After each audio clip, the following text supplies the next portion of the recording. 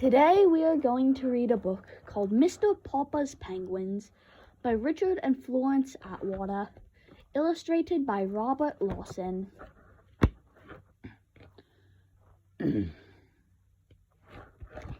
Chapter 1, Stillwater.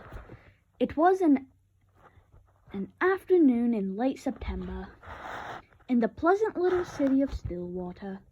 Mr. Popper, the house painter, was going home from work. He was carrying his buckets, his ladders, and his boards, so that he had a rather hard time moving along. He was spattered here and there with paint and calcimine, and there were bits of wallpaper clinging from his hair and whiskers, for he was a rather untidy man. The children looked up from their play to smile at him. As he passed, the housewife, seeing him, said, "Oh dear, there goes Mr. Popper.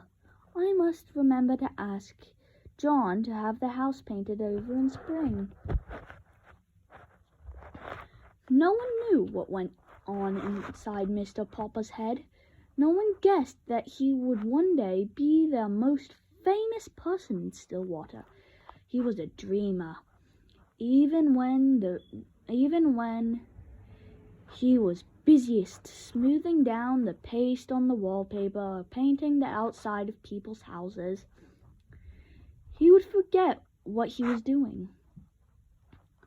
Once he had painted 3 sides of a kitchen green and the other side yellow. The housewife, instead of being angry and making him do it over, had liked it so well that she had made him leave it that way. And all the other housewives, when they saw it, admired it too. So that pretty soon, everybody in Stillwater had 2 colored kitchens. The reason Mr. Popper was so absent-minded was that he was always dreaming about faraway countries. He had never been out of Stillwater. Not that he was unhappy. He had a nice little house of his own, a wife whom loved him dearly, 2 children named Janie and Bill. Still, it would have been nice, he often thought, if he could have seen something of the world before he met Mrs. Popper and had settled down. He had never hunted tigers in India, or climbed the peaks of the Himalayas, or dived for the pearls in the South Seas. Above all, he had never seen the poles. That was what he regretted the most of all. He had never seen those great shining white expanses of ice and snow. How he had wished that he had been a scientist instead of a house painter in Stillwater, so that he might have joined some of the great polar expeditions.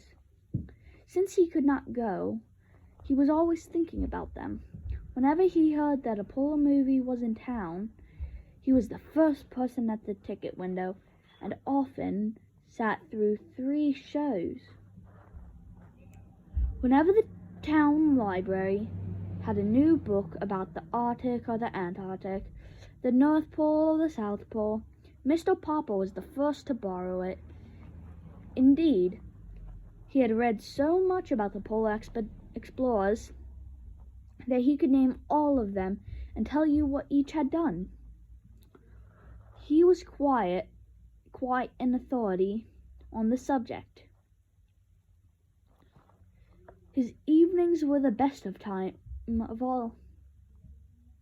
Then he could sit down in his little house and read about those cold regions at the top and bottom of the earth.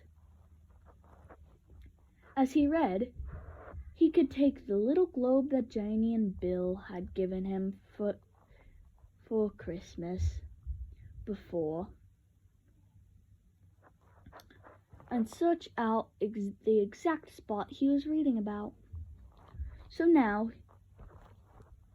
as he made his way through the streets, he was happy because the day was over and because it was the end of September. When he came to the gate of the neat little bungalow at 432 Proudfoot Avenue, he turned in.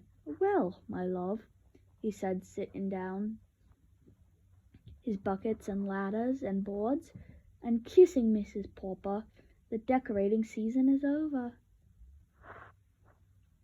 I have painted all the kitchens in Stillwater.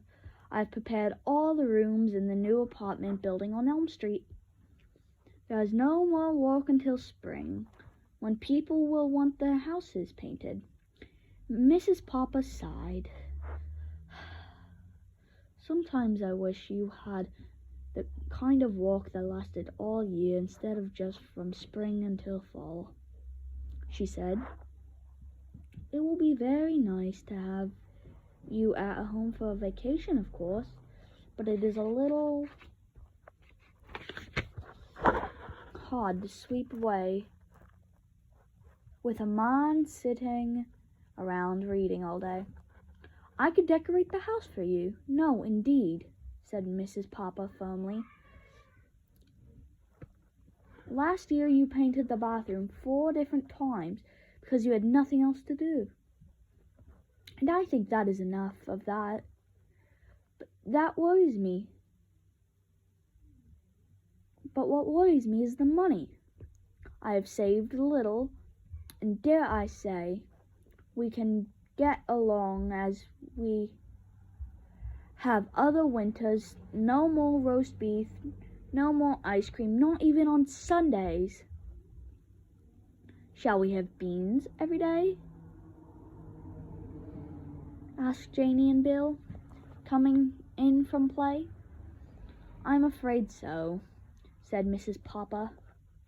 "Anyway, go wash your hands for supper, and Papa, put away this litter of paints, because you won't be needing them for quite a while."